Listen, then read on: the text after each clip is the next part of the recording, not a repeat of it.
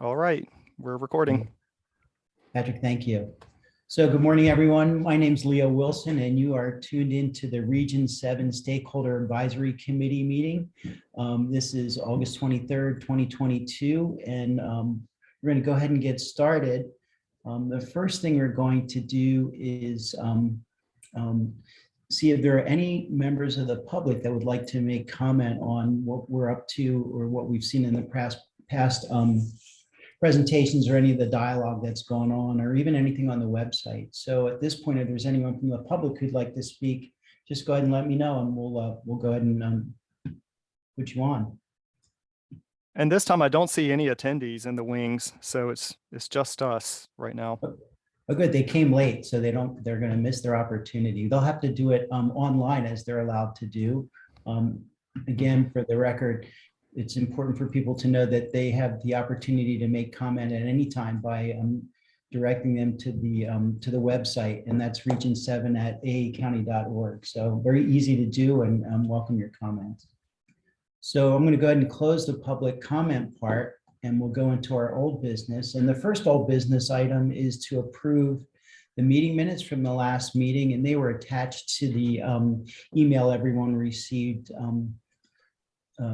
after our last meeting. And I just wanted to find out if there were any comments on the meeting notes. Okay, not hearing any comments. This is Tony. I'll make a motion that we accept the minutes. So moved. Second? I'll go ahead and second that. So all in favor, put your hand up so I can make sure we are all in agreement. Great, great. So we're going to go ahead and accept those. My hand is up. Thank you, Tony. So I'm going to go ahead and make a motion, or I'm going to go ahead and accept those minutes into the record. So done. So thank you, Desiree. Again, thank you. I can't believe how much we get in here. If you decide you're tired of your job at the county, you can come see us, because no one at my office takes notes as well. I mean, Patrick contributes to the notes as well. I think he did those notes. Oh, is that right? Yeah. Well done, Patrick. Thank you. So if you read through the background materials in preparation for today's meeting, you kind of get a sense of what we're going to be looking at. There's a bunch of good things that we're going to be talking about.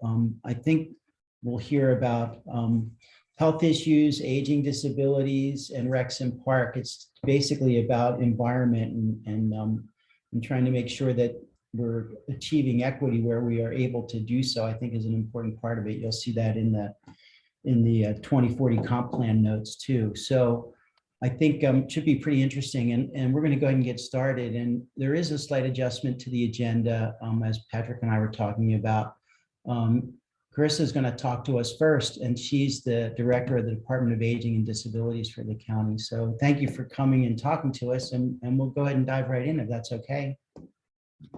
Absolutely. I apologize in advance for my voice. It seems to go in and out, so bear with me. And I'm just going to start by sharing my screen.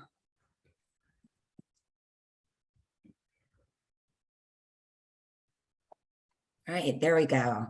So thank you. I'm Carissa Kelly, Director of the Department of Aging and Disabilities. And I hope you smile at my first slide. But this is really our generation of older adult in our county and nationally. Older adults want to remain active, they want to remain social and living their best life in their homes because it's where they want to be. So the focus of my department really is to help older adults age in place. Who we serve at my department, we serve older adults, we serve individuals with disabilities, we serve family caregivers that are unpaid, so that would be a daughter or a son or a spouse. We serve professional paid caregivers, and then really we serve anyone interested in planning for their future, and that's everyone. So really when you come to one of my customer service locations or call into my department, regardless of age, we can match a service and support to you. And it's much better, obviously to plan for your future than for us to have to serve you reactively later, because that way you can feel a rapport with us and understand the services and resources that we offer. So many people think that we are just senior centers, and senior centers is actually, we have 7 in the county, and it's just one of 23 programs in 24 rather locations throughout the county. An example, and I won't dive into all of these services, but I will highlight a few. Our Ombudsman program, our Ombudsman go into the nursing homes and assisted livings to monitor and protect resident rights. Our senior care program, highlighted on the left side of the screen, this is a program where we provide case management, in-home care, personal care, and chore services. And really, it helps people age in place 54 months longer than without the services in place. And if we look at the expense of, an institution or a nursing home or a large assisted living, this can cost upwards of $100,000 and beyond, depending on what kind of services you need. And, your large assisted living can cost, upwards of $80,000. But, through the senior care program, for $7,000 a year, I can put supports in place in a home and keep someone living there because it's where they want to be again. The demographics for the county and Region 7, we have about 15,000 older adults, and I'm not sure why this slide comes up that way and you can't see it. But Arundel County is one of 5 counties in the state where 62% of individuals that are 60 and older reside. So we always say, we're part of the big 5. This is where people want to retire. This is where they want to continue to age in place in their homes. Age-friendly community. What is important to an older adult is to maximize their independence. So we put resources and services in place to do that. We meet basic needs. Again, I have 2 customer service locations. One is on Riva Road in Annapolis at the Heritage Complex on the 2nd floor. Individuals are welcome to walk in. You can make an appointment, but you'll be met with a friendly face and you won't have to wait all day to get a service. So we really do pride ourselves on good customer service. You can also call our main line, which is the 410-222-4257, and a live person will answer and connect you with another live person where you can share your story, share your need, and we really, the mission of my department is making life better. So even if there are certain services or resources that you may not qualify for, we puzzle together something for you to make your life a little bit better than what we found it. It's very important for older adults to stay engaged, both socially and through civic engagement in their community. One of the programs that we have is our SHIP program, which is the state health insurance program. And this is your only local Medicare office. Instead of calling 1-800-Medicare, which is much like trying to navigate a bill problem on your Comcast bill, you can come right into the 2nd floor at Riva Road, and we'll meet with you and we'll go through your prescriptions and find you the best plan possible. So that program, actually, I highlight it in here because we've got about 12 to 13 volunteers that are older adults that help navigate out for their peers Medicare benefits. So staying engaged in that way. And also optimizing mental health and well-being to stay healthy, both physically and mentally. Community outreach that we've done recently in this region, Heritage Harbor, of course, participating in the parades, and we set up resource tables for information. In Region 7, we've got, outreach through the Veterans Affairs Commission and the Annapolis Vet Center. And then we frequently go into senior high rises in this area on a scheduled basis, so that we are making sure that we're meeting the needs of the general public in this area. Get something.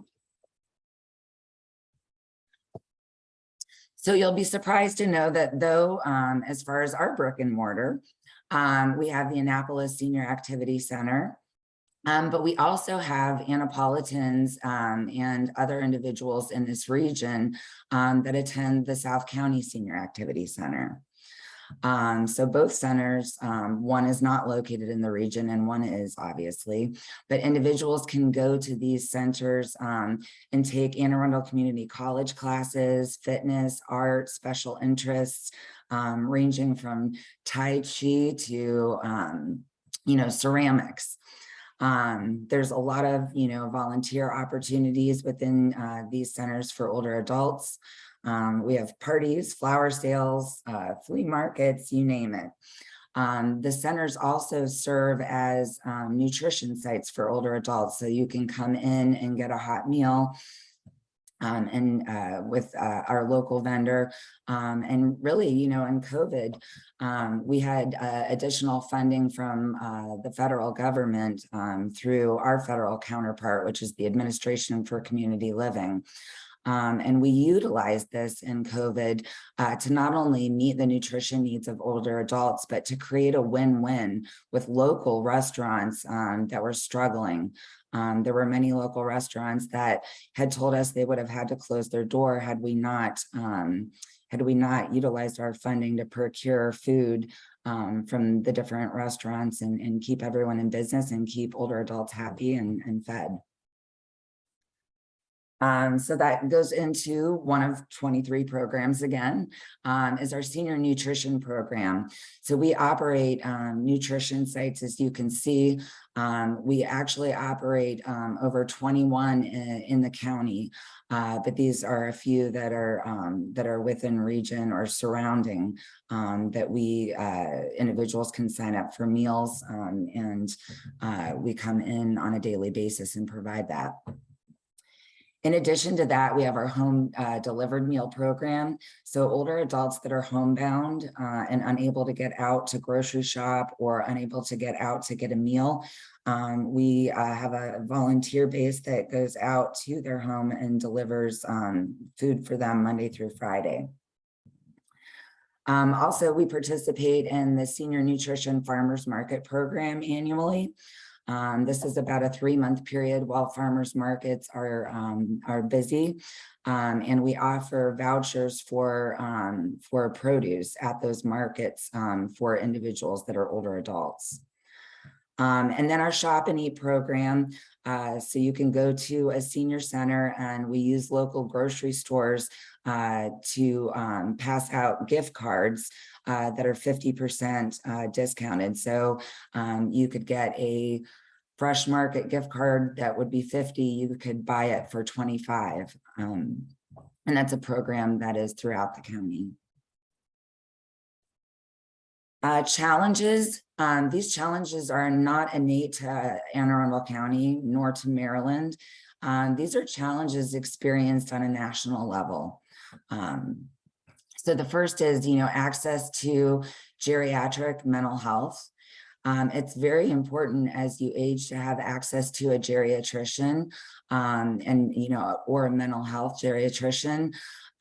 Because, physically your body is changing, mentally your body is changing, and it's very easy to diagnose a mental health disorder and not realize that it's a dementia or an Alzheimer's, or vice versa. So having that level of expertise, and really that I know of, we have, I think, approximately 2 geriatricians in Anne Arundel County.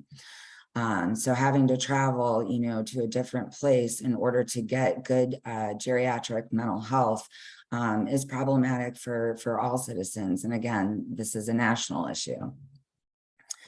Market rate housing and community-based assisted livings. So we also monitor 108 4 to 16 bed assisted living facilities. These are your small mom and pop. I'm looking out my window right now, and my neighbor 3 doors down is a small home that looks like my home, but it's an assisted living facility. These are your quietest neighbors. I reference my driveway in that I've got teenage kids that are driving, and I have several cars. I've got about 4 cars in my driveway. For a small community-based assisted living, you may only have 1 car in the driveway because there's really only 1 to 2 staff for those facilities. And again, getting back to older adults, really wanting to age in place. And if they can't do that in their home, they at minimum want to stay in their neighborhood. They want to stay in their community. They want to stay close to family and friends. And then, of course, I think you're going to see this highlighted, throughout everyone's, presentation is transportation. So having transportation options for older adults, that are accessible, that they can get to, having safe, accessible sidewalks, crossable streets. So if I need to utilize my power wheelchair to get food or to go to Walgreens and get my medication, I need to have, sidewalks that are ADA accessible, curb cuts that make sense, so that I'm able to cross the street. I always tell my staff, and I don't know if anybody's ever done this, but I've done this, is you put yourself in a wheelchair and you try to look in a community where you would like to go. And even though seemingly it doesn't look like there's barriers, once you're in that chair, you'll absolutely feel the slope, the barriers, things that, could be improved. Some new initiatives from my department. Is we last November started the Veteran Services Coordination Center. We did this in partnership with the Veterans Affairs Commission of Anne Arundel County and Community Connection Services, Inc. And we have established a hotline of 410-222-3500. You can call that line, and again, you'll get a real person who will connect you with ICCS, and they will work through your resources, work through your benefits, let you know what you're eligible for. If you have difficulty maintaining your benefits, they are the expert in the field, and this is a center that hopefully we'll have for a very long time. We also have an assistive technology loan program. This is located in our Independence Center. This is also in that Heritage Complex on 2664 Riva Road. And it's also available online. It's a catalog of assistive and adaptive equipment to help with both mobility and communication. And you can actually decide on a piece of equipment that you would like to take home with you for 3 weeks. Following that 3 weeks, if it's made you more independent in your home, we will work with you on grants in order to have you purchase your own piece of equipment. Knowing the chief languages outside of English in our county are Korean and Spanish. We recently, in the past 2 months, as that population is growing, added bilingual resource navigators that are fluent in both Korean and Spanish, and also added housing navigators. As we, are seeing after the eviction moratorium, more people are ending up without homes or pending, eviction. So we've got a housing navigator that works in partnership with Department of Social Services, as well as very familiar with housing in this area. And then we also, saw a secondary response from COVID for older adults. We had many older adults, as you know, lacked access to friends and family, were socially isolated. Maybe you couldn't go in and visit your mother or father in a nursing home or in an assisted living. So in addition, older adults experience a lot of loss, passing away of a spouse or a longtime friend. So we have a grief counseling program that is at no cost to anyone. And participants get one-on-one counseling from a certified grief counselor. We also do small groups, and this is available in this region as well. And then I wanted to highlight, again, I realize that this is outside of the region, but we do have individuals from Region 7 that are members at both Annapolis and South County Senior Activity Center. And we're currently working on an expansion and renovation of that center to accommodate additional membership. So this center will be expanded. It's actually almost finished. An additional 2,000 square feet of classroom space. It will have a fitness center, a redesigned office space, and renovated bathrooms that are ADA accessible. So I can take any questions from you at this time. Hopefully I have a voice to answer.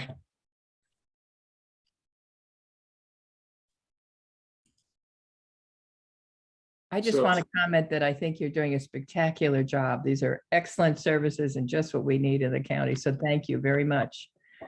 I appreciate that very much. Yeah, I too thank you for what you do and for your presentation. I did have a couple of questions. As our group obviously is charged, kind of with looking at the 2040 plan and making recommendations as it relates to land use and zoning. And so you mentioned a couple of things about transportation, and you monitor market rate housing. Are there any things that you would suggest that we could do in terms of land use or transportation or recommendations that would make things more helpful for you and for the kind of customers and community that you service? As far as land use, I don't know that I can fully comment on that. So my department provides resources to barriers through providing accessible transportation.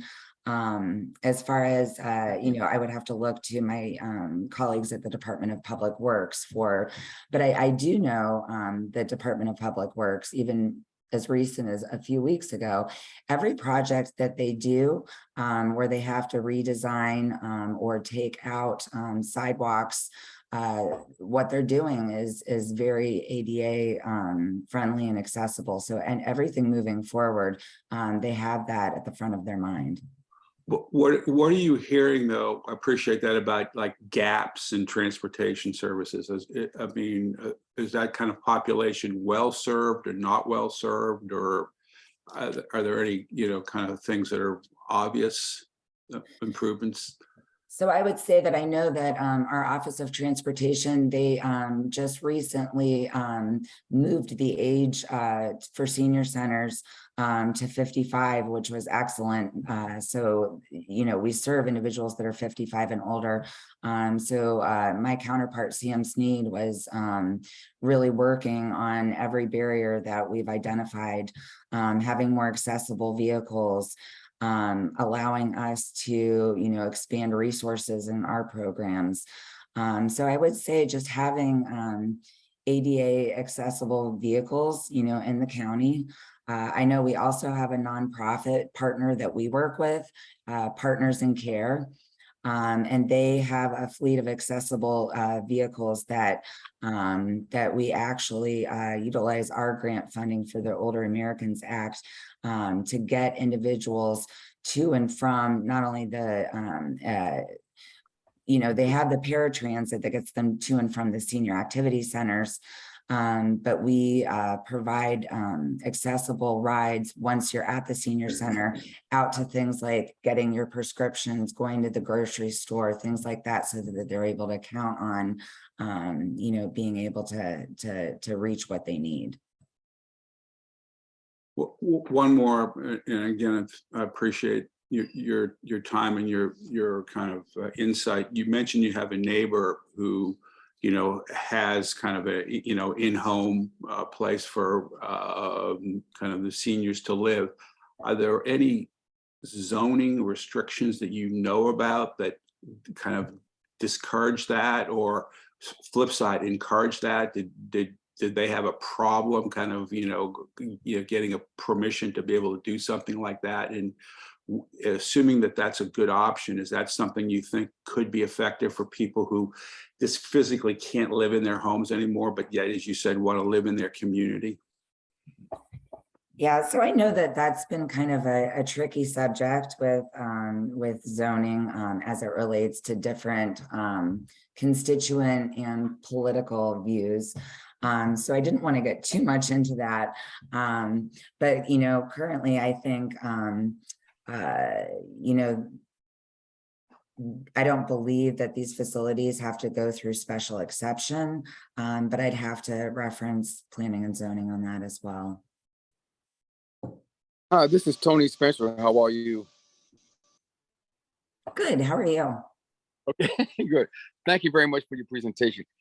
I, over the years, have gone to the 701 Glenwood high rise. I think it's called the Blum Building now.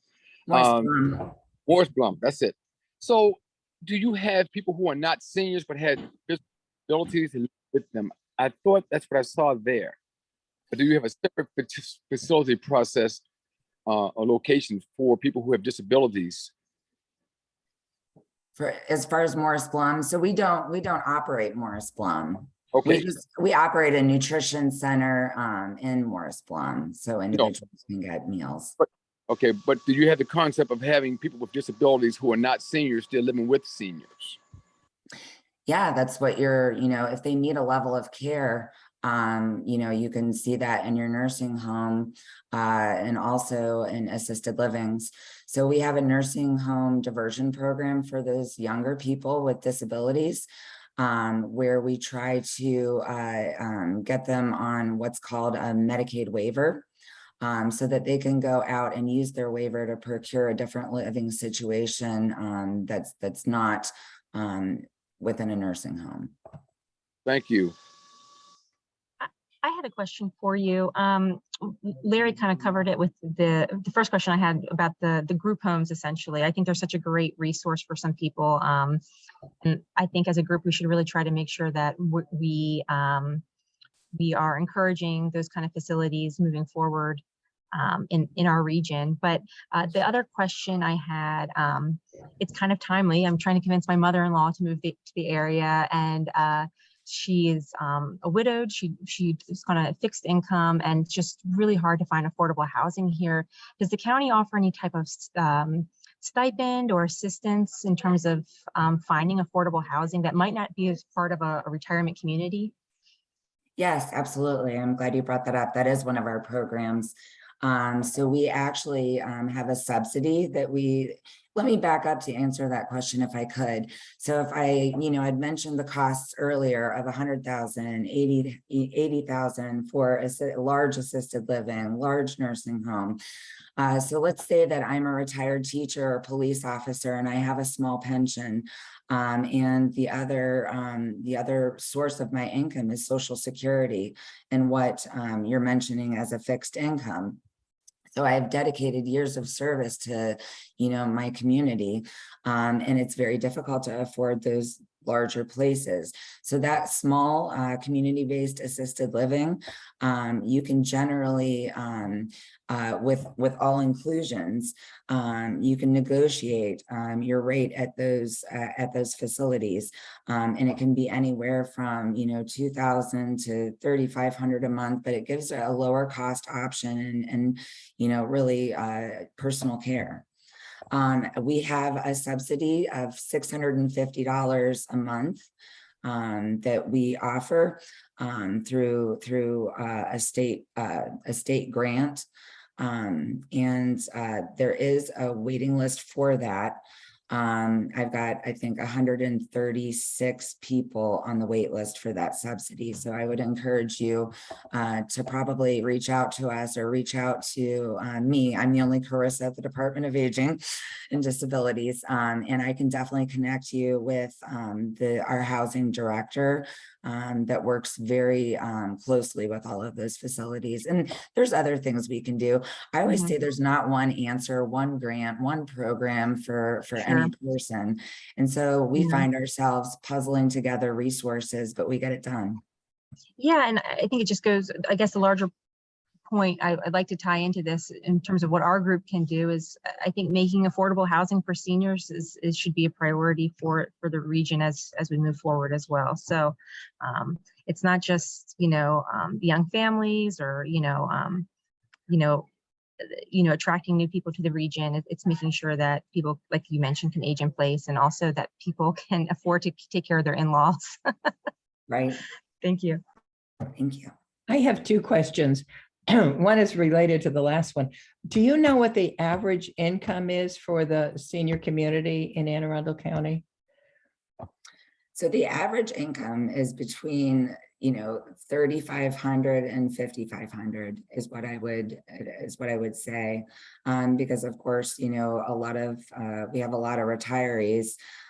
So depending on where you are in the county, that number can grow immensely. But I would say if you look at the general population of older adult, that would be, what they're living on. Yeah, and I asked that because of the whole issue with affordable housing, because, $3,500 a month, including medical expenses and food and rent and everything else, makes it very difficult. The other question I have is, do you do home visits, like for people who need your services but can't come into the office and maybe need a personal visit as opposed to just a phone call? Absolutely, we could do that. You do that, okay. I think we do that on a case-by-case basis. Right.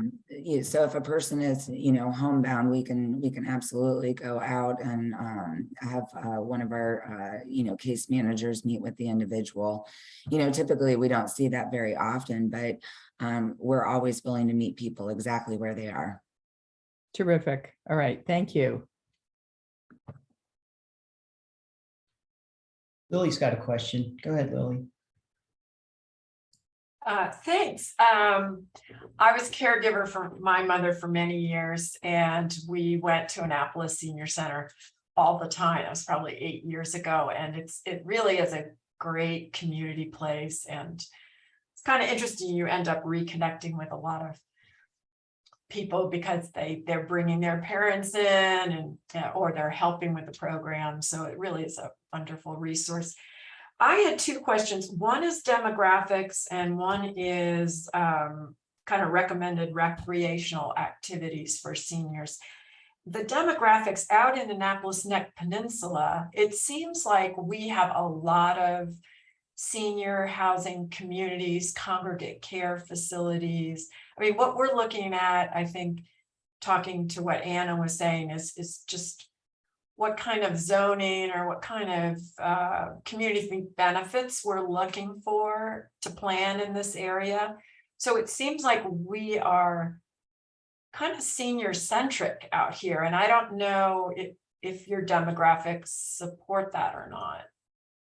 Yeah, we definitely, if you look at the county at large, we have the most affordable housing, in the northern area of Glen Burnie. And then the second, I would say, would be in the Annapolis region. Okay.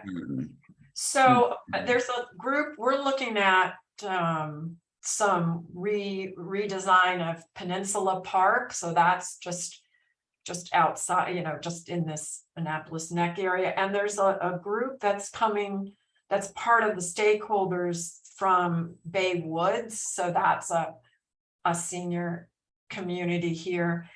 And they have this kind of menu of senior recreational activities that they would really like considered for county parks. And they're kind of talking in a larger sense that they would like to promote this in a larger sense. So it would be like more pickleball, more bocce, more benches in certain areas, and some type of pavilions, because when it does get hot, if they're out playing a sport, they would like to have some shelter, and some of our county parks don't have any shelter areas by the activity centers, and some more walking trails. So I was wondering, is it AARP that you look at to get information on designing parks to make them kind of senior friendly? So I would actually, you'll hear from our Department of Recreation and Parks a little later, I believe today. Are they included in the presentation, Patrick? They are, yeah. But absolutely, I would love to actually get a copy of your list if I could, to see if I can do anything, you know, in and outside of my senior centers. Great. Recommendation Okay. as well. I know pickleball is huge. And I know that the Recs and Parks is constantly bringing on more pickleball courts. And I think that in his presentation, he has a number for that. I'm not sure. And sometimes I go out and play pickleball. What we're finding and what some of the seniors were talking about is that they would like to incorporate some kind of like sheltered areas for that. So anyway, it's just a whole different way of looking at the design. So absolutely. So annually I complete an area plan for the Maryland State Department of Aging. And part of that plan is to do a town hall, determine, you know, what we're doing well, what we're not doing so well, what are the interests of the older adult population. And we used to do those large scale town halls where you would have maybe, you know, 15 people show, and it wasn't representative of, you know, the people that are out there that couldn't get to the town hall. Right. So we've since changed how we conduct town halls. We now go to congregate housing sites, senior high rise, do coffee with the seniors and just discuss an open format. We've gone to McDonald's where we know that 15 gentlemen meet on a Saturday morning and ask them what they would like to see. So we've really gotten more creative at diving into our community where people are and ask them what they want. So that's the basis of any decision that my department makes. great. Thank you so much. Great. So, Krista, thanks again for all the great information you shared with us. And in the interest of making sure that we don't run out of time, we're going to go ahead and invite our next speaker to start. And then we'll follow up with you with additional questions as we come up with them, if that's okay. Absolutely. Thank you. Great. Thanks again. So we'll go ahead and move on. So Jen Snyder is the Director of Disease Prevention and Management. I'm hoping that she's been able to get here at this point. Yep, Oh, there I'm you here. go. Great.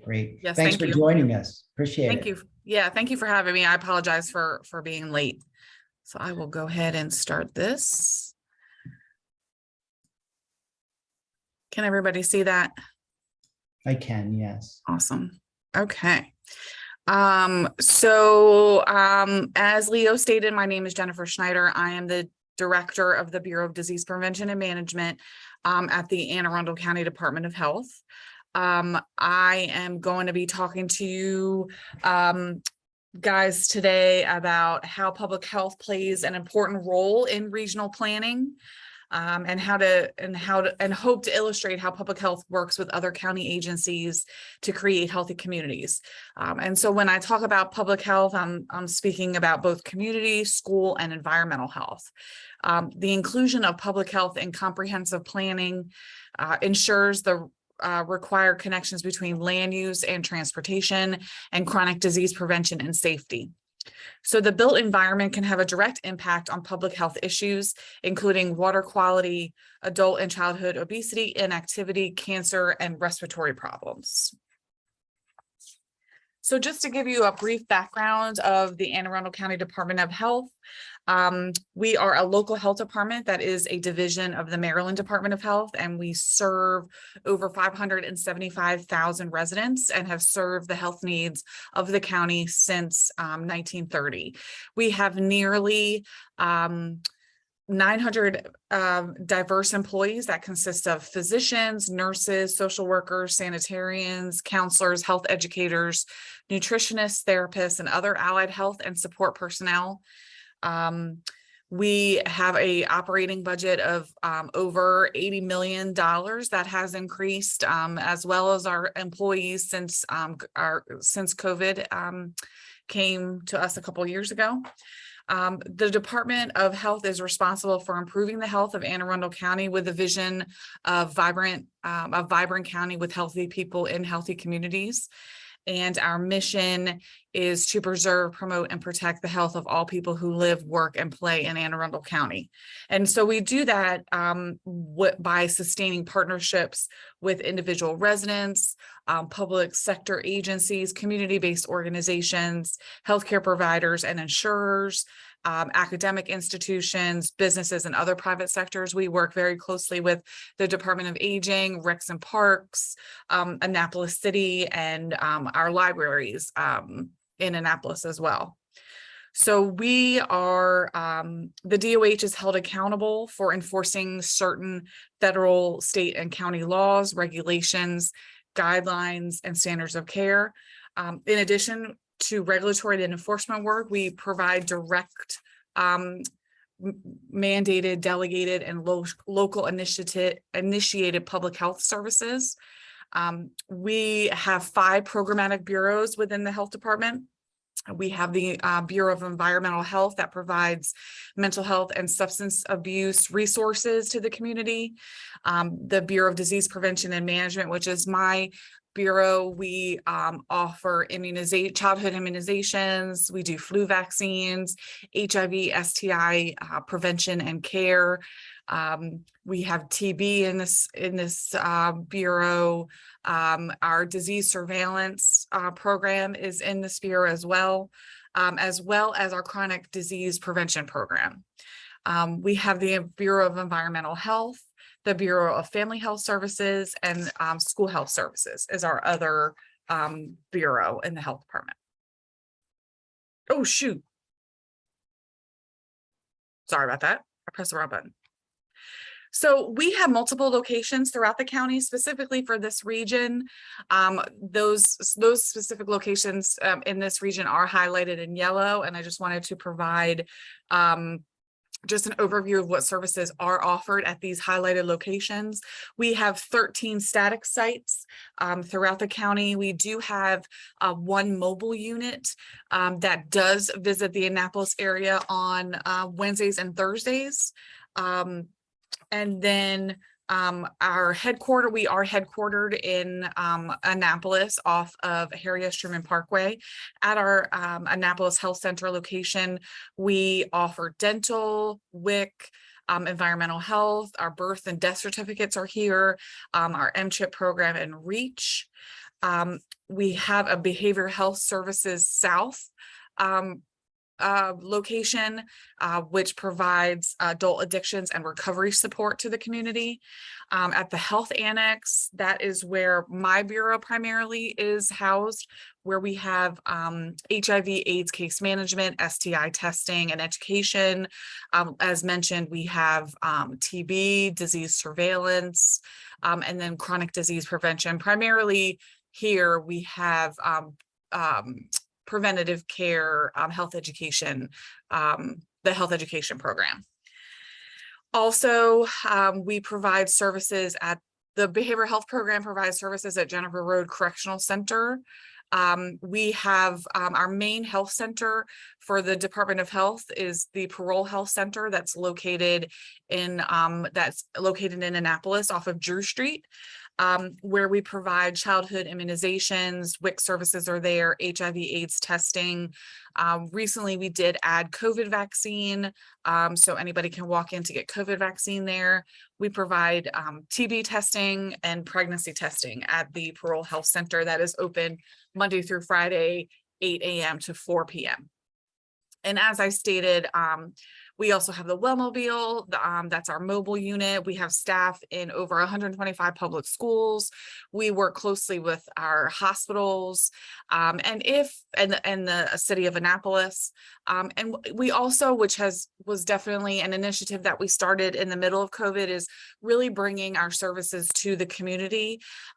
We do that by working with the community partners, offering pop-up COVID clinics or other kinds of clinics. We've recently partnered with the schools to provide childhood immunizations. And we did go to Annapolis schools, and we've worked with Pip Moyer, the city of Annapolis, and Annapolis OEM, and we've been at the Pip Moyer Recreation Center offering COVID vaccines, and we're going to expand that to flu vaccines. We go to health fairs in Annapolis as well, just to share our services, but also sometimes we are able to provide services at some of the health centers, depending on the what is requested of us. So I've been asked to come today to talk about the health department, but also to provide an overview of some regional data and to show how the built environment influences health outcomes. So specifically, there's other factors that we do take into consideration when determining what services we bring to an area, such as race, ethnicity, housing, education. But there's a few that we did pull out, and one of them is the median income. So income as a basic indicator of social class plays a dominant role in the maintenance of people's health. So the higher the income is related to better health conditions and low health risks, while lower income means more exposure to health risks, risk factors, and various adverse health outcomes, including shorter life expectancy, higher infant mortality rates, and higher death rates from the 14 leading causes of death. So income status also affects the built environment. So the places where people live, work, and play, including buildings, open spaces, and infrastructure. So the median household income in Region 7 ranges from $48,000 to almost $200,000, which can be, which you can see in the graph on, the map on the left. So we're also going to be talking about green space. So urban green space, such as parks, forests, streams, and community gardens, provides critical ecosystem services.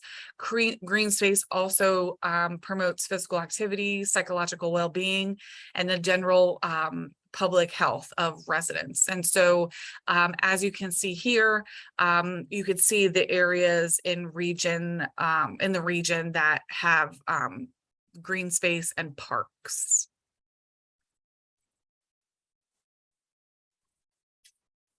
So next we're going to talk about walkability. So walkability in a community motivates physical activity and the promotion of health.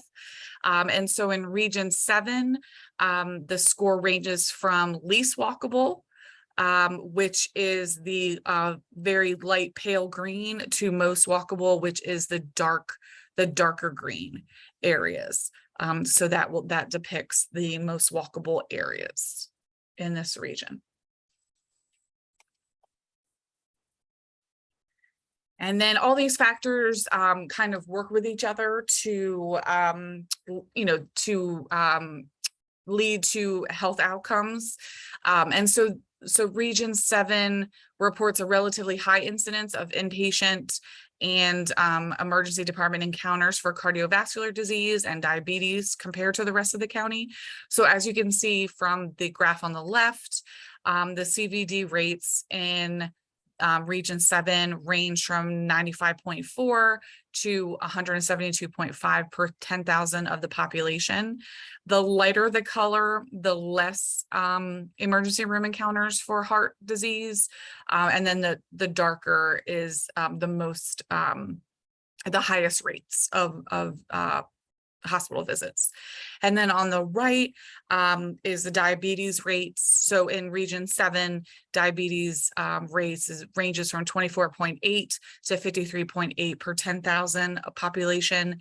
And again, the lighter the color, the lower the rate, and the darker the color, the higher the rate.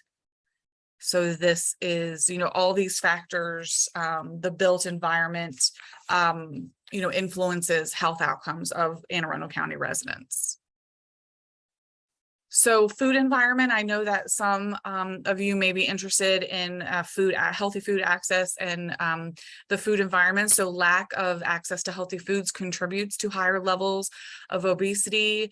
32% of Anne Arundel County residents 18 years of age or older are considered obese, and 12.5% of children and adolescents ages 2 to 19 are considered obese. The lack of healthy foods contributes to higher levels of diabetes and heart disease is the #1 cause of death in Anne Arundel County.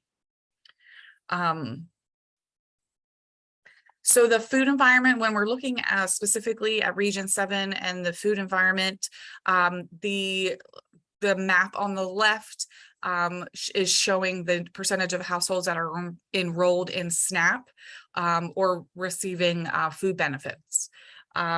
Eating a healthy diet is difficult without access to nutritious food. So poor diets, again, can lead to chronic illnesses such as heart disease, diabetes, and obesity. Low income and minority communities often lack convenient places that offer affordable, healthier food options. So the percentage of households in Region 7 that are enrolled in SNAP and receiving the food benefits is in the low and mid range. So the lighter the color, the least amount of SNAP, and as the color gets darker, there's a higher percentage of SNAP. So if you look, so in Region 7, it ranges between 0 and 24%. If you look at the blue map, this region has one area of low income and low access to food. And so that does correspond to the darkest green area of that receives the highest percentage of households enrolled in SNAP. So those do correspond. And so another barrier, as Carissa has stated, is transportation routes and then just access, getting to those healthy, affordable food locations. So some challenges that the health department that we face, of course, is funding, current or emerging health priorities. COVID has completely caused a lot of our programming to stop. Within the past year, we have restarted services. So again, depending on the emerging health needs, we do sometimes have to refocus our capacity. We are seeing an increased demand for services. Transportation is a barrier, not only getting to nutrition and healthy food, but also getting to our services. And we do have some workarounds, such as we work with cabs, we work with Uber Health to transport some of our clients to services to increase access for them. And as far as the built environment, physical access and affordability of healthy food, and then the built environment such as grocery stores, sidewalks, curb cuts, like Carissa also stated, bike lanes, safe recreation spaces to encourage that physical activity. So some future things that can be done. So to support any progress of the city of Annapolis and Anne Arundel County pedestrian and bicycle work, enhance streetscapes with greater sidewalk coverage and walkway connectivity, street crossing safety features, traffic calming measures, and other design elements. We partner with Anne Arundel County Public Schools to really advertise the free and reduced price meals. So that includes during the school year and in the summer. Support farmers markets that accept SNAP and WIC benefits, promote community gardens, and create a food policy council or multi-sector food coalition, which the county is embarking on, and the health department is represented at that table. And so that's all I have right now. I'd be happy to answer any questions. Here's my contact information if you have any additional questions after this. So thank you. Great, Jennifer, thank you. Really, really well done. You guys are pretty busy, it looks like. So We like it that way. that's great. That's great. So at this point, does anyone have any questions they'd like to ask Jennifer? Larry, I see your hand up first, so we'll start with you. Thank you. First of all, thank you, Jennifer, for a really good presentation and grounding. Your last slide talked, a lot about what you could do in terms of helping to improve healthy communities, and you had your challenges and your future needs on there. But as a group that's charged with looking at making recommendations for zoning, things of the built environment for the 2040 plan, I'm just curious if you've looked through it enough, and if what is in there about promoting healthy communities, and there is a lot in there, is sufficient, or is there any, excuse me, anything that you think that, should be enhanced, that we should consider? Yeah, so I was actually part of the Plan 2040 with my colleague Ann Heiser-Bazzelli. She leads the nutrition work that the department is doing. So, I mean, as far as we're concerned, we were very appreciative to be asked to be part of the process. So as far as we're concerned, I think that that it's appropriate what's in there. I feel like it's a little bit expanded from maybe what has been in the past. And so again, we do appreciate that. Great, thank you. Yeah, thank you. Great. Then Lily, I think you had a question as well. Is that right? Yeah, thank you. And I had two kinds of questions. One is I'm very supportive of community gardens, especially being a master gardener, and farmers markets, and was wondering, do you have a list of community gardens that are in Region 7? So I don't have the community gardens, but I do have the farmers markets. I could probably get you the community gardens. I think that would be great, because again, Yeah. I just look at the community benefits agreements that communities might want to consider. And I also know, for instance, master gardeners are supposed to go to farmers markets and help with community gardens. And I know that's comments come up with the group, like, where are the community gardens, and can we do more? I know the South County Senior Center is partnering on some community garden work with you. Yeah, and I can definitely get that information. Oh, that'd be great. We do.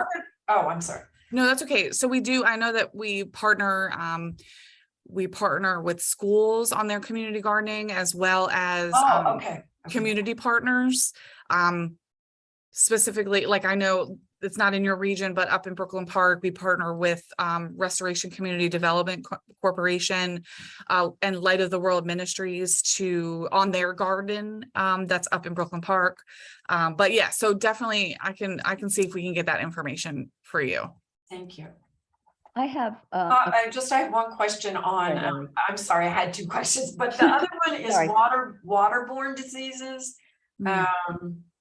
And other dangers with water recreation in our area. I know of somebody that got a finger cut in one of our lakes, ended up losing his finger from a terrible bacterial disease that he got from the bay. And also, one of my fellow, she's a kayaker, and she said she's not supposed to put in at Truxton Park because there's some kind of electrical current that they can't figure out what pier it's coming from. So they're worried about people getting electrocuted. So how is that information getting out to the public? Because that's kind of concerning to me. So our Environmental Health Bureau does the water testing. I know that they put it out on social media, do some media releases. That's on our website, as well as our socials. But they do water sampling. And then if there is any closures or any restrictions, they do push it out through the media. Yeah. Is there any planning or infrastructure work that would help with those kind of issues? The more though? I'm not sure on that. Okay. But what I can also do is I can reach out to our environmental health director and see what his thoughts are, and I can share that with you as well when I share the community gardens list, if that's Great. Yeah. okay. Okay. So Jennifer, if I may, couple of quick things. You mentioned the, and Lily, thanks for bringing up the community gardens. Do any of the libraries participate in having community gardens on their properties? Do you know of that? I don't know off the top of my head, but I can ask about that and see if I can get some information on that. So Yeah, libraries. I mean, I talk with Skip occasionally, but you'll probably be able to reach him quicker than I will in the next few weeks. So that would be good to know. Okay. The other thing that Lily was bringing up was the water quality with regard to recreational water. I noticed on our Facebook account yesterday, someone asked about our water testing, and we have our water testing, you know, off of our dock and off of our beach with Anne Arundel Community College, which is different than, I believe, your reporting. Is there a way that we can get those two merged? Because I noticed when I looked at yours, our sites weren't listed, but yet you had very similar areas. So I think it'd be really great if those would be merged. And if I'm wrong, I apologize, but when I looked at them, they seem to be separate. And then we're getting stormwater runoff problems with some of our more shallow wells. And I was wondering if there's any resources available for when we start planning about some of the infrastructure and helping to manage stormwater runoff to keep the surface water from contaminating wells. And that's it. I'm done. Thanks. So those are all good questions, not necessarily in my wheelhouse, but I can absolutely reach out to, again, the environmental health director at the health department and can get that information That'd be great. Thank you. to you. So the two questions were, well, water quality monitoring and how there's two different, like what specifically does the health department do versus like private communities? Was that the question?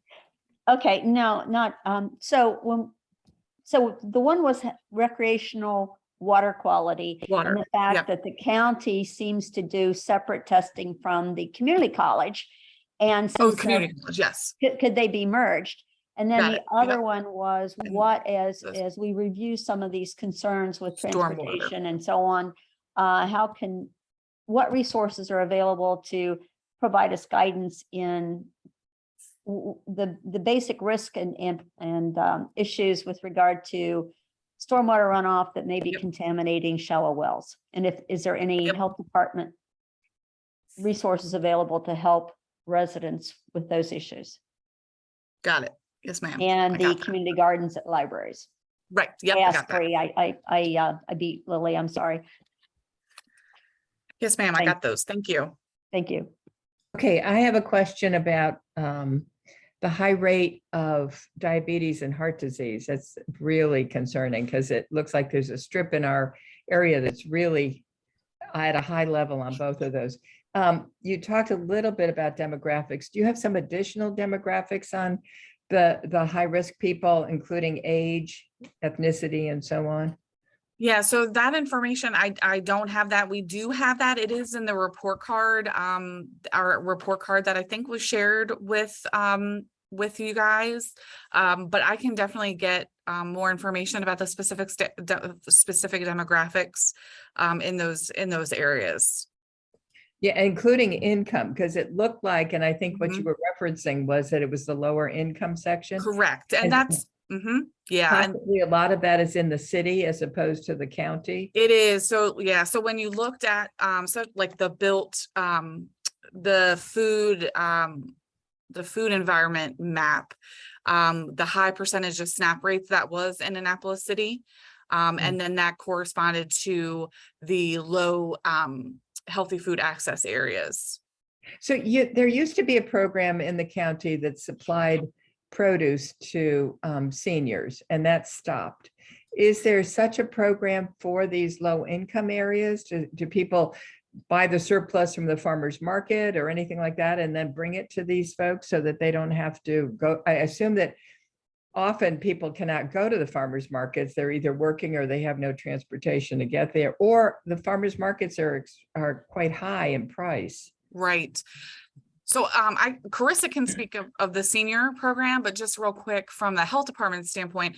So we actually, again, this isn't in this region, but we started off in the Brooklyn Park region, and we did a healthy food assessment where we went in and we did listening sessions and kind of polled and surveyed the community to see what their barriers were to accessing healthy foods. Based from that that survey and assessment, we started the Brooklyn Park Healthy Food Pantry, where we provide shelf-stable, culturally appropriate healthy foods to the Brooklyn Park community, which definitely isn't a food desert. It's not called a food desert now, but and so we because that has been so successful, we have recently expanded, used our funds to expand and do an assessment in South County, which is our other low access area. We also know that there is a low access area for healthy foods in the Annapolis area.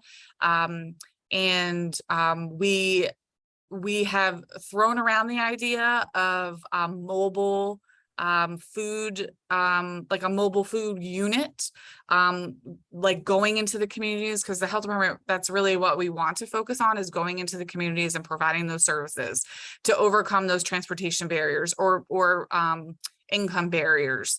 And so that is something that we're exploring. We haven't fully implemented that yet, but I know our health officer and deputy health officer are very interested in that. It does occur up at the Brooklyn Park Healthy Food Pantry. We do partner with churches in the area. So if we're not able to go into the communities, the churches with the leftover food that we have will then go into the community. So we do partner with other community partners to get our leftovers and push it out, because it's fresh fruits and vegetables. We have frozen meats, frozen protein. And so we do ensure because we don't want to waste. So we know that that's a need, and that is something that's kind of in the back of our head for future programming. It's really those maps, if nothing else, those maps really show that our region is a have and have not region. Yes. Which is just kind of appalling. I mean, yep. You go from the lowest to the highest, and we really need to integrate everybody and do what we can to help everybody. So yeah. Thank you. Yeah. Thank you. And Carissa, do you want to speak about the seniors? Yeah, absolutely. So the reason we implemented that Fresh Food Friday or produce distribution was that at the time, older adults were unable to go into grocery stores and get fresh food. We did about 28,000 boxes of fresh produce, and we did this every Friday for a very long time, I know. We actually are going to be bringing it back on a more limited basis, because again, it was from federal funding tied to nutrition. It was CARES Act money. But we are trying to find ways in our existing budget to bring back produce distribution. And we're actually going to do a distribution day at every senior center in the coming 2 months. Annapolis's distribution has yet to be announced, but it is going to be on September 8th. So we'll have, I think, 200 to 300 of those huge boxes that we did in the pandemic. And we're going to try to keep bringing that back as funding becomes available from our federal and state grants. And I think it's great that we have it for seniors. I'd love to see something like that also for that strip of lower income people who don't have access to the food. That's terrific. And where does that food come from? So we get it through the food bank. We purchase it through the food bank, but the food bank gets it from, depending on the time of the year, either local farmers, or if they don't, because of our climate, have that kind of produce, we would outsource it from warmer areas. Thank you. Thank you. Could I jump in here for a second? Sure. I belong to an organization called the Nomads, 501c3 organization of retired educators and people. And we were approached, one of our members was approached by Whole Foods of having food that's fresh, but of course, you know, Whole Foods has to be eaten within a certain time period. We don't have the capacity if we take the food, we have to get rid of it right away. Is there any way possible that the county can have some kind of relationship or communication with Whole Foods? Because they have good food and they're trying to have this partnership with the community. But with organizations such as mine, I'm the fourth youngest and I'm 70 years old. So we need to have a capacity to have partnerships with maybe, can I talk more offline with you about that, Carissa, or the young lady who's talking now? How we can possibly connect that? Absolutely, on my end, I'm open. I'm always open for partnerships that result in something positive for the community. Absolutely. Yeah, I'll same, be- same. Yeah, same with the health I'll put department. my email in the chat for you. I'll put my number over there. Okay, thank you. Great, great. Well, thanks so much again for a great presentation. I'm sure there'll be more discussion about these issues as we go through our evaluation process. I think at this point, we should probably go ahead and break for just a few minutes, give everybody a chance to get something to drink and stretch their legs. My clock here is showing 11:13. Let's see if we can get back in here. Let's just do 5 minutes here and get ourselves back here at 11:18 so we can keep moving if that's okay. Sound all right to everybody? Good. Okay, let's do that. Thank you. All right, we're recording again. And Dawn, I'm gonna, give me 1 second to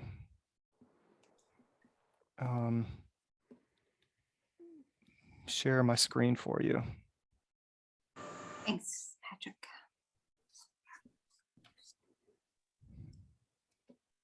While they're doing that, I just want to introduce Dawn Thomas. She's the program specialist at Recreation and Parks and is going to talk to us a little bit about what they're up to and answer some questions we may have at the end. So thanks for coming. Thank you for having me. And can you see my screen? Yes. Okay, take it away. Okay. Thank you. So on behalf of our director, Jessica Lays, thank you for the invitation to participate in the Region 7 planning meeting. If you go ahead to the next slide, Patrick. The mission of the Department of Recreation and Parks is to enjoy life, explore nature, and restore health and well-being. And that's updated in our logo.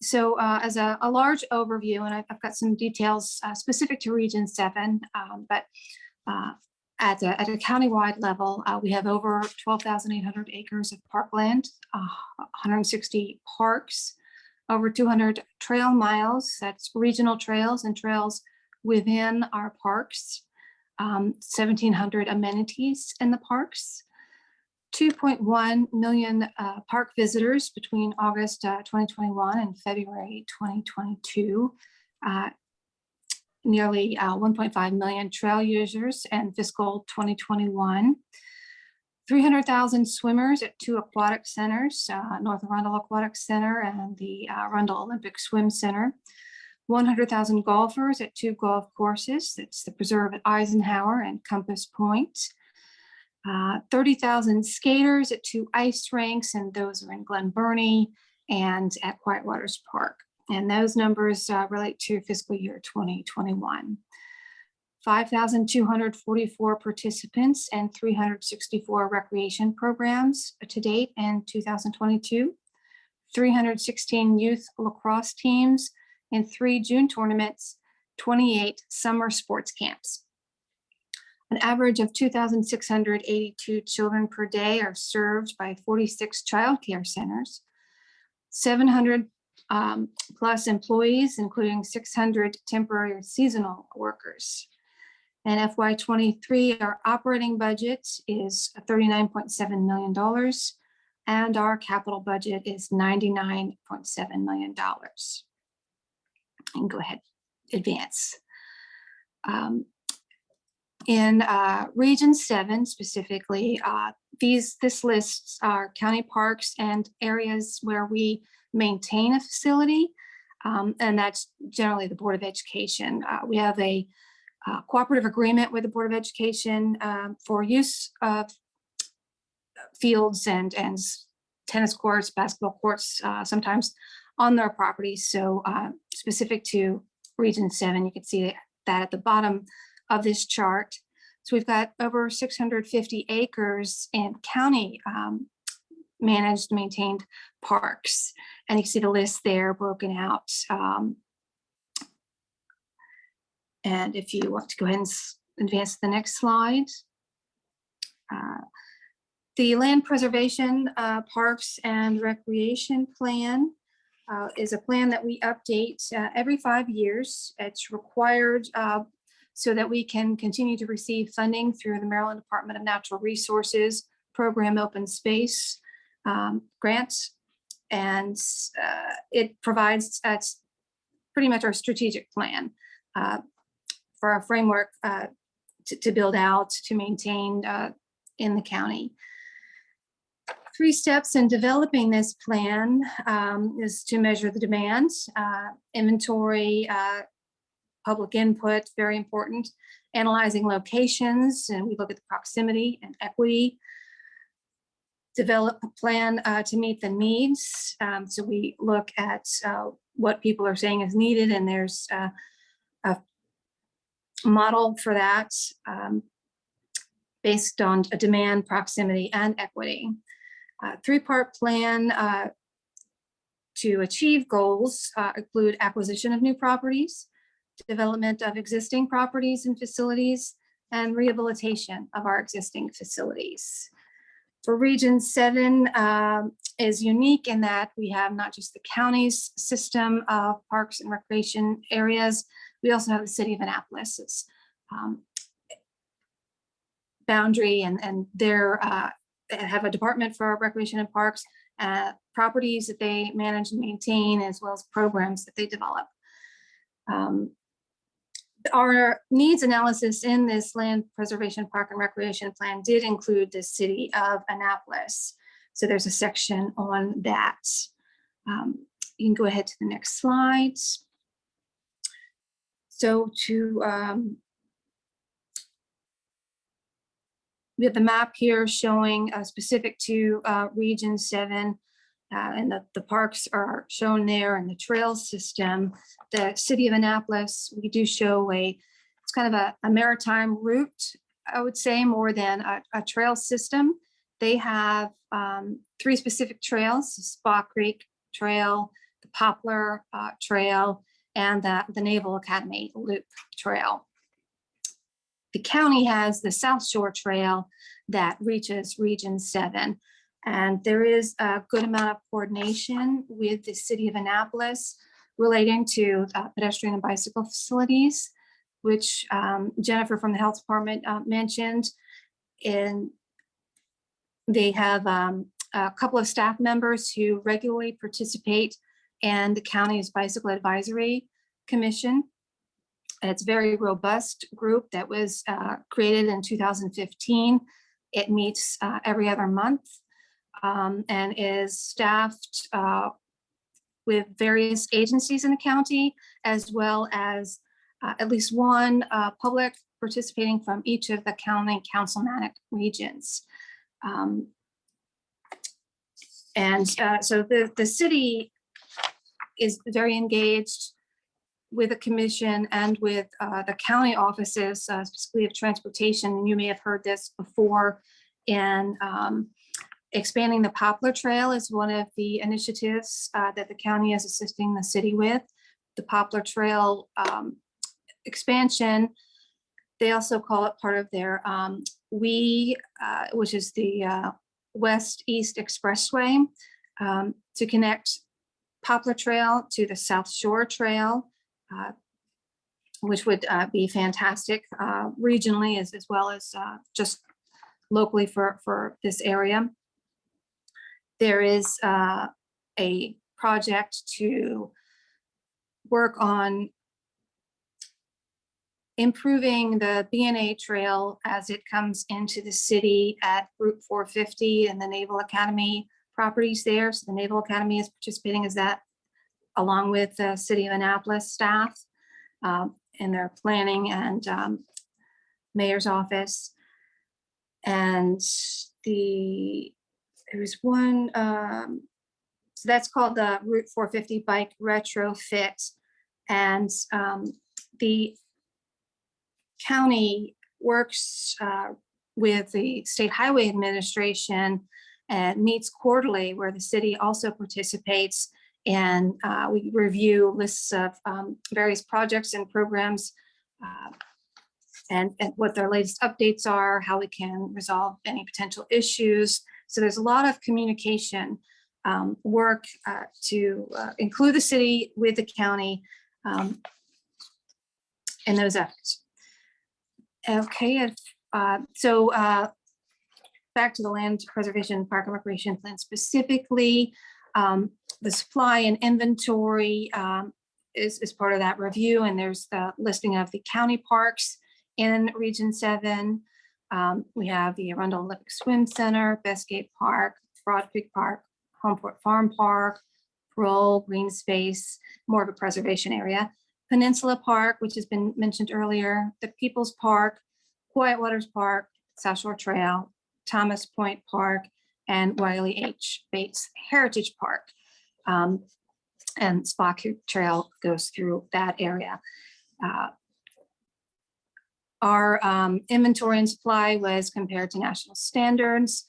We reviewed other plans and engaged the public and receiving a lot of their input and incorporating that into the plan and into our future programming. Walking trails, water access, community gathering spaces, natural green spaces, pavilions, picnic areas, and track and field were among those noted as being needed. And we go to the next slide. The proximity analysis, there was a couple of maps prepared in the LPPRP. That's the shorthand for the Land Preservation Park and Recreation Plan. And I've blown up the Region 7 area so we could see that a little bit better. But those maps are what you'd see in the LPPRP. So the plan found that there wasn't, the needs were being met in Region 7 for the trails and for parks. So if we can go to the next slide. The equity analysis also found that Region 7 was doing very well as far as having their needs met. And you can see the blow up of that area. And if we go to the next slide, the plan has a narrative that goes into more detail about that. But overall, what the Department of Recreation and Parks in the county plans to do to meet needs recognized by the Land Preservation Park and Recreation Plan in regards to acquisition are along the South Shore Trail. We have a couple of projects that are designing the South Shore Trail sections that come towards the Region 7 city area. Right now, we have, it's called Phase 4, which comes from Millersville towards Crownsville. So it's the Waterbury Road to just past Eisenhower Golf Course. We've got about 35% design, and we're getting into the right-of-way portion of the project. We know what the needs are at a higher level, and we're going to be engaging those property owners in the near future to try and get right-of-way. And one of those is the State Highway Administration. So they are cooperative and helping us get the former railroad right-of-way, which is what the South Shore Trail is generally aligning to. Phase 3 is taking off from just past Eisenhower Golf Course down to Bestgate Road. We have existing South Shore Trail around Annapolis Mall and the Plaza area, or Westfield Shopping Center and the Annapolis Plaza to the Anne Arundel Medical Center. That's about 0.84 mile of trail from Bestgate Road, around Ring Roads, behind the plaza and the Sajak parking garage pavilion area to Medical Parkway, and then down to Jennifer Road. There is another project along Jennifer Road and that's about, I believe, about a half mile. Right now, an interim project has striped the shoulder, that area of Jennifer Road for a two-way bicycle facility, and that is going to become a shared use path, so a separated facility for bicycles and pedestrians. I do a lot of the trail projects, so that's kind of one of my exciting achievement, to be involved with for the Department of Recreation and Parks. And we've made a lot of progress in many years with a lot of support publicly, citizens, but also from our elected officials and the grant programs. So that is, that's great for something for you guys that you can comment on or support. Elsewhere in the acquisition program, more county-wide, are 500 acres of greenways, parkland, and open space. And these next part of the list are mechanisms of a demand indicator. An indoor tennis center, an indoor sports facility, a track and field facility, and a water park.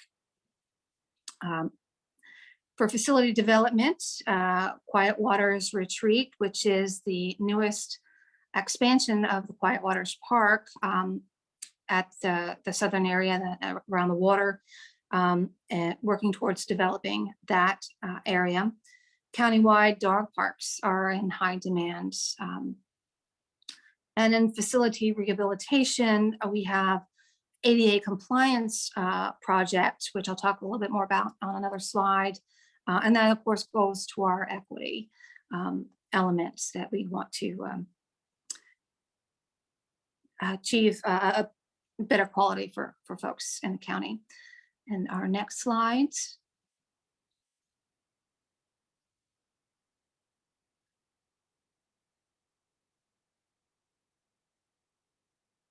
Here we go. Current capital projects in Region 7 include the Annapolis Middle School. We're working on facility irrigation, putting in a new well. The Arundel Olympic Swim Center, doing improvements there that had been under construction this year with the new mezzanine area and some environmental improvements inside with pool packs and some other improvements. At Bestgate Park, we're looking at improving the lighting for the fields. At Peninsula Park, an expansion there. And I know there's been some discussion already about Peninsula Park, facility irrigation, including a new well also at that park. Quiet Waters Park, park-wide renovations and repairs.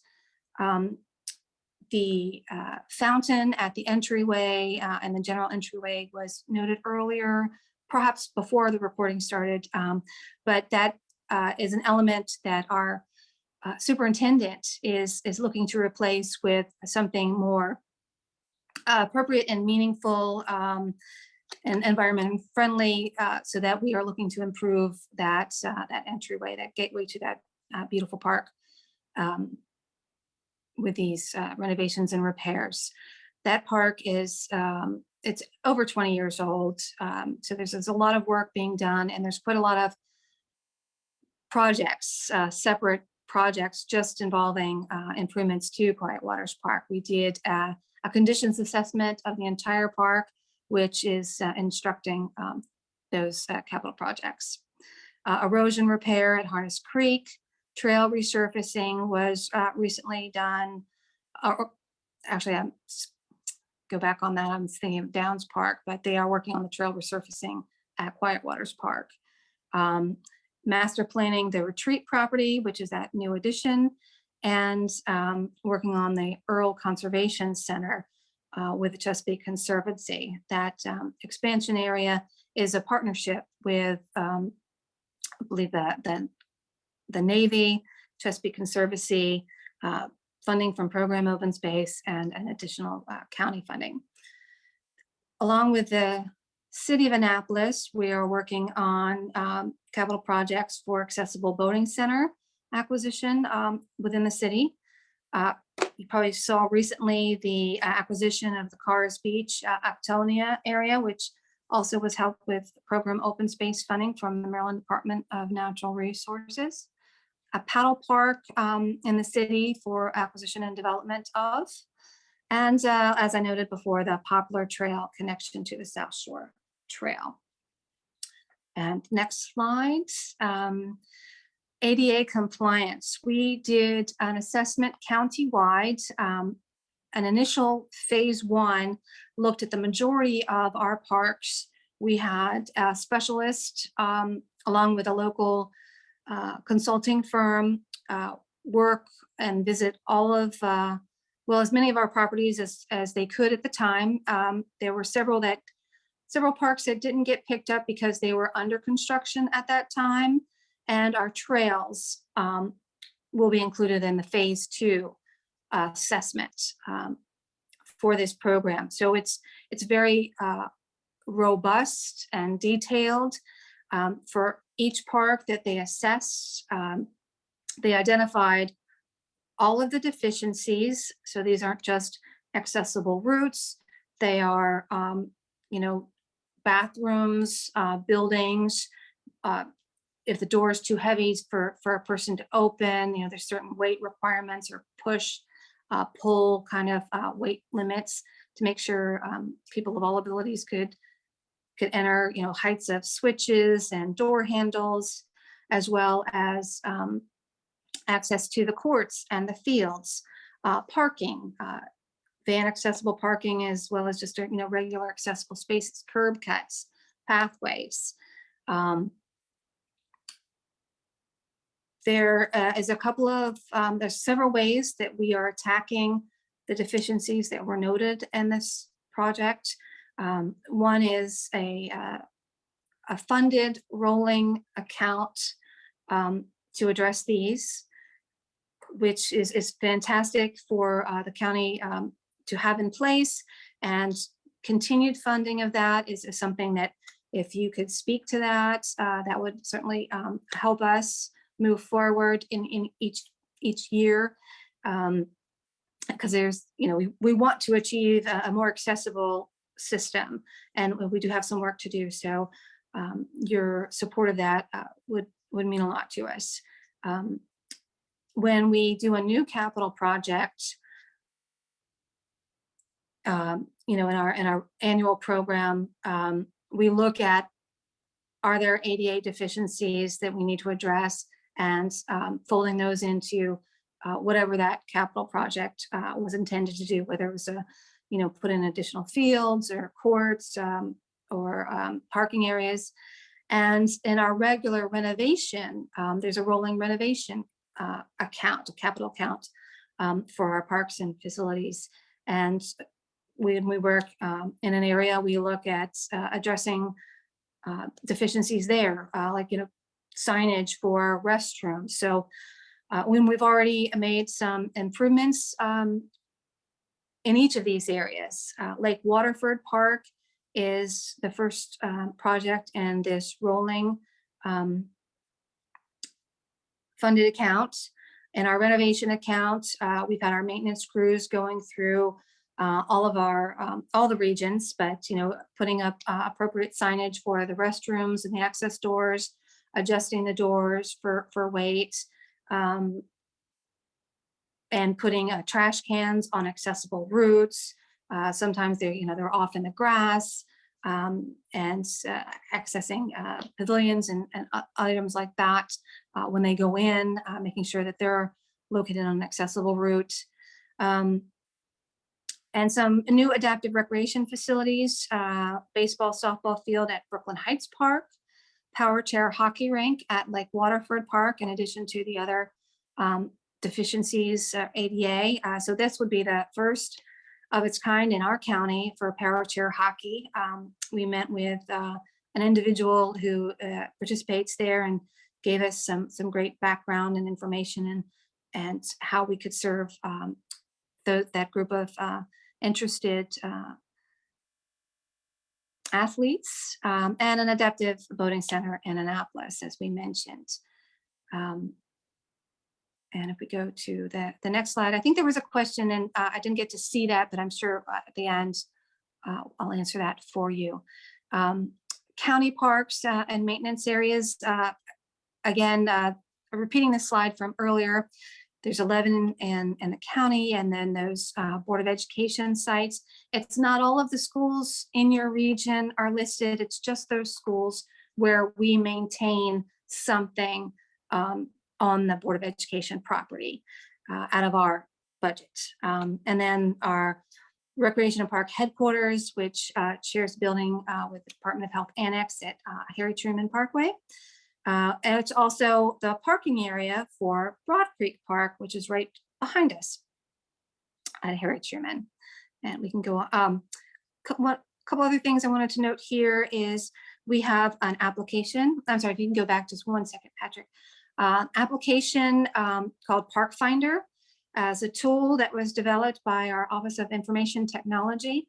This is kind of version 1.0. We already have a list in preparation for version 2.0 to make it even better. There's a link there. The logo on this page is also a link. So when you get the slides or when they go up on the website, users will be able to launch the program. That's a little screenshot there of what it looks like. What it'll show you, it'll help you locate county parks. Sorry, it does not include the city of Annapolis at this time. They have listings, which I think is shown in another slide on their own. But it'll help you find parks by location. You can use by your address, or if you're looking for a specific city area, and by activity. So there's a number of ways to search that tool. It's not something you would get in an app store. It's not that kind of application, but it is available off of nearly every page, every web page that the Department of Recreation and Parks has online. Okay, if we go to the next slide. The city of Annapolis's sites, they have 41 sites listed. There's a link to their page there. And they do have a special section just for playgrounds, which was noted earlier. And that's a little shot of their magazine on their website, as well as the link next to it. The image is also a link, so if you want to look through there, and then that's an alphabetical listing of those locations in the city of Annapolis. So they have their own staff, their own Recreation and Parks Department, budget, program open space, which I had mentioned before. The funding comes to the county, but the county does set aside a percentage specific for the city of Annapolis needs, and we work with them for applications through DNR to utilize that funding in acquisition or development of parks. Okay, we can go to the next slide. This is a listing of programs from our Department of Recreation and Parks, the counties in Region 7, as a link for our program guide, which you could find online. And those facilities are listed on the right-hand table, along with the program that you'll find in that guide. So it's a lot of dance classes, tennis clinics, and at the elementary schools, at our Annapolis Olympic Swim Center, high school, and Annapolis Senior Center. So again, some great partnerships with the county departments. And we go on to the next slide, which I'm ready to answer any questions that you may have, and appreciate your time. Dawn, thanks so much. You guys, again, are very busy. It's hard to believe how much area in our county you guys are covering. It's quite a bit, which is great. It's great. It's a good thing for our county to have that much available space for recreation. And I think everyone would agree we could always use an upgrade with those things. I was curious to see that the tennis line item was shown on the acquisition side of it. I know at one point the county was looking for a location for an indoor tennis facility, and I wasn't sure if that had come to an end at this point or if there's a location for that. Millersville was a location that was settled on, and there was study and design and a lot of work with that community and the Tennis Alliance.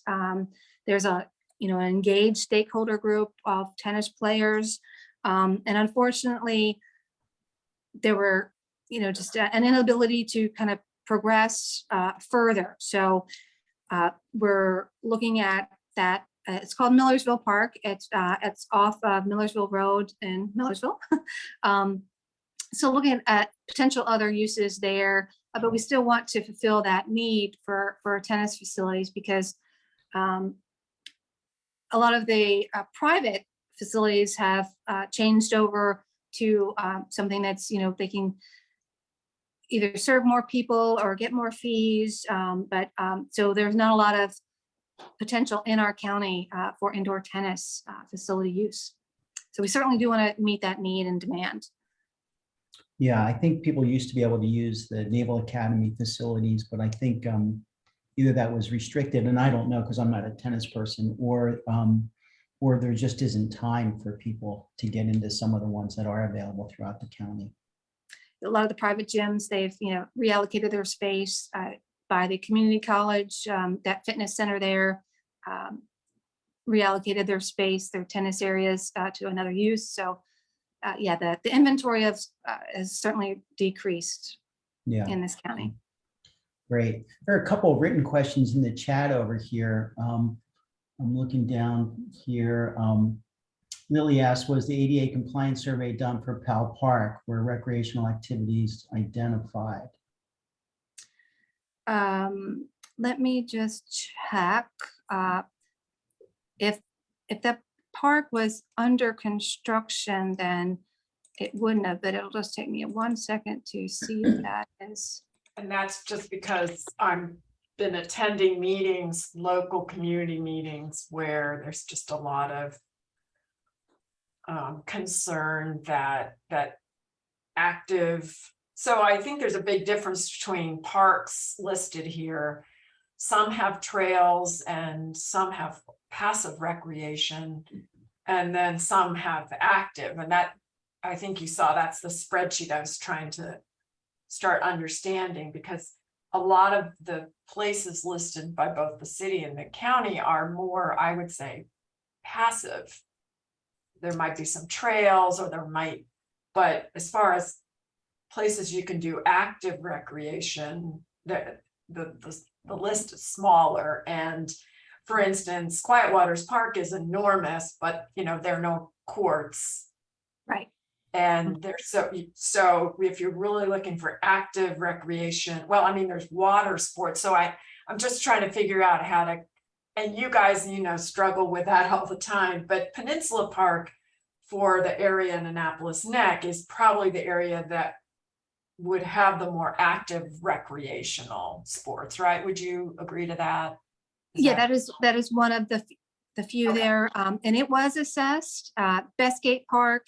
So active, we were thinking of fields and ball fields and courts, kind of in that area.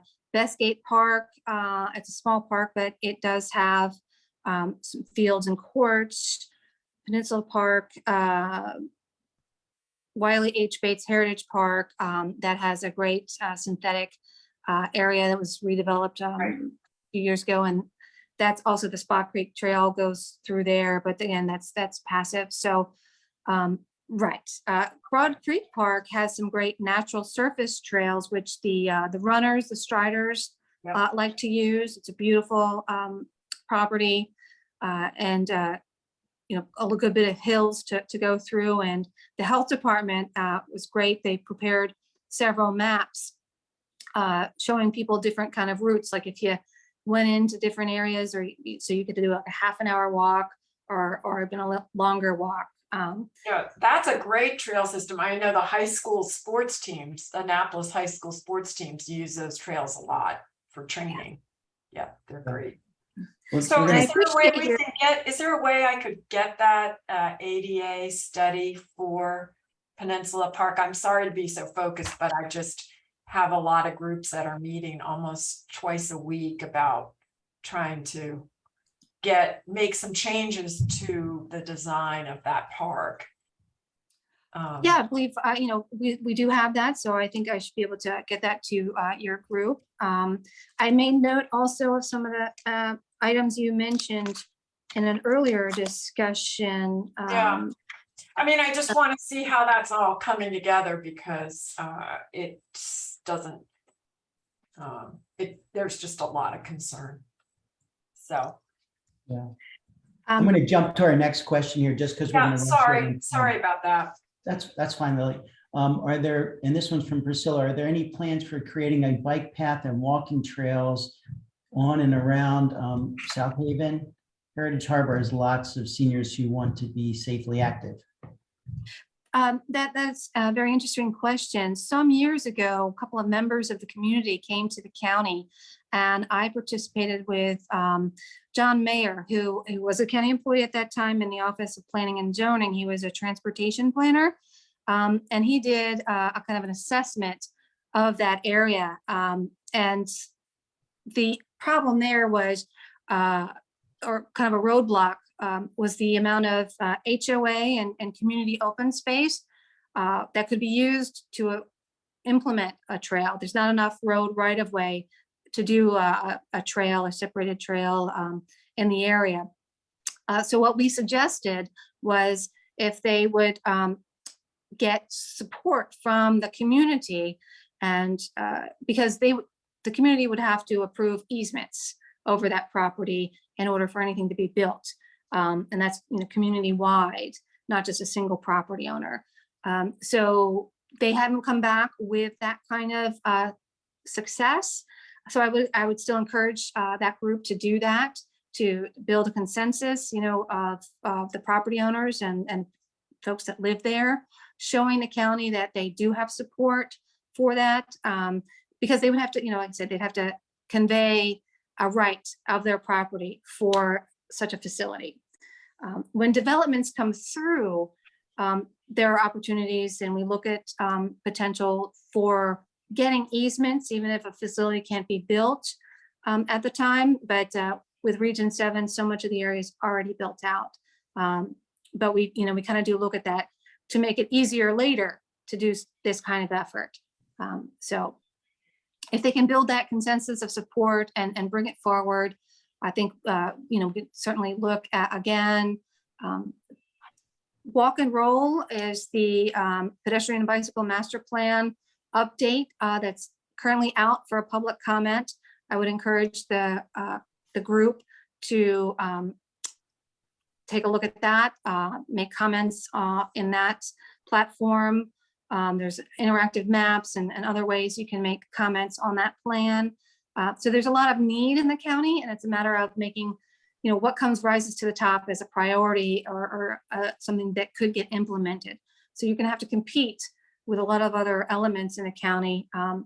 Certainly region by region, the county will look at equity and what gets implemented or moves forward into a design or construction program. So building that public consensus would go a long way. What about putting a bike path on South Haven? That would not need the community approval. That would just create a bike path along the road. The right of way itself isn't sufficient for what we would consider a bike path. Bicycles already have the rights of law to use any roadway. And then when needed, a bicyclist can take up the full lane if it's needed for their safety, like around turns or with traffic. That's already a right. There's a 3-foot law also that motor vehicles have to provide that buffer to a bicyclist, regardless of road width or shoulder existing or not. So bicyclists already have rights. They could already travel along South Haven. But providing separated facility would require enough right-of-way, shoulders, or a bike lane needs to be a minimum 5 foot wide. So I would recommend that you communicate with the Bicycle Advisory Commission and ask them to reevaluate South Haven Road for bicycle facility.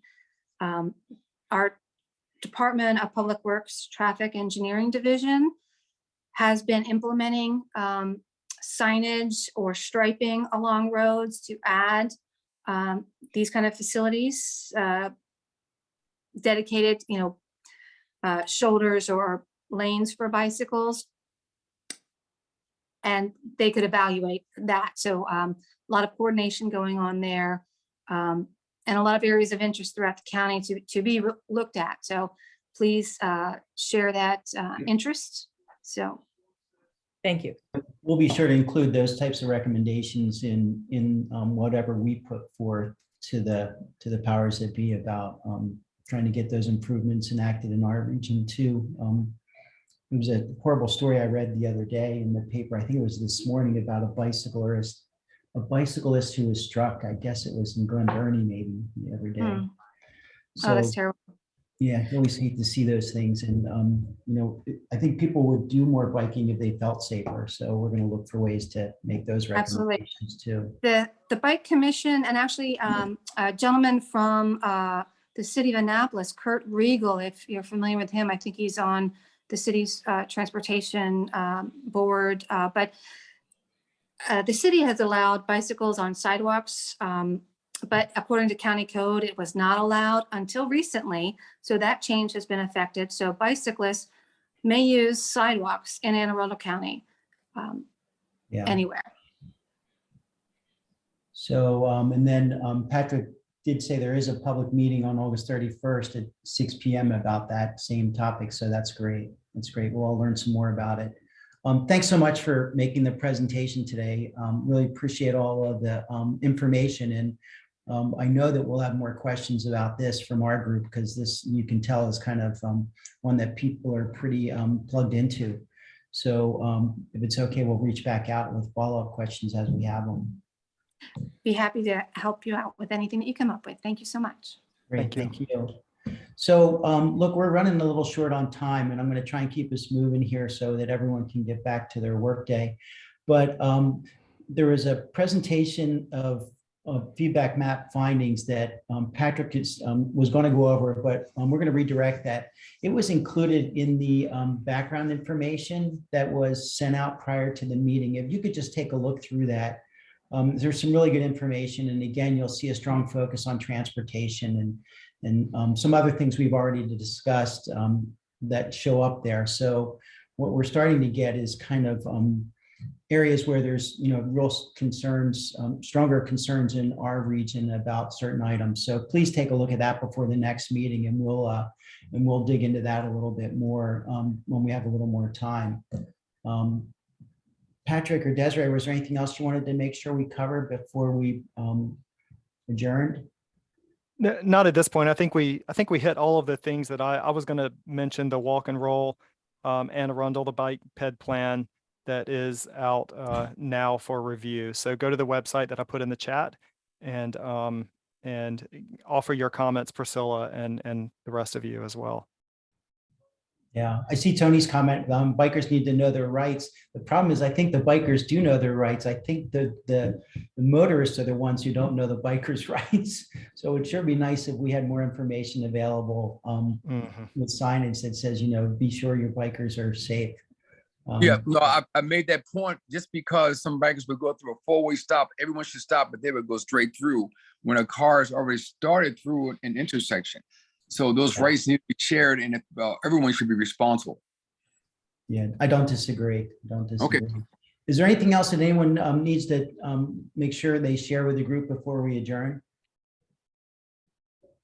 Okay, I'm not seeing anybody's hands or any comment there. Thanks again for a good meeting, everyone, and great questions. And and we're going to keep it going. Patrick and Desiree, thank you for all the work that you're doing, and we'll look for an email from you in preparation for our next meeting, and then Anna and I will do a debrief with you guys per our normal agenda. With that, I'm going to make a motion that we adjourn the meeting. Second, Tony. Great, so that's 2. So the meeting's adjourned. We can stop the recording at this point. And again, Patrick and Desiree, thank you so much for everything, and we'll look forward to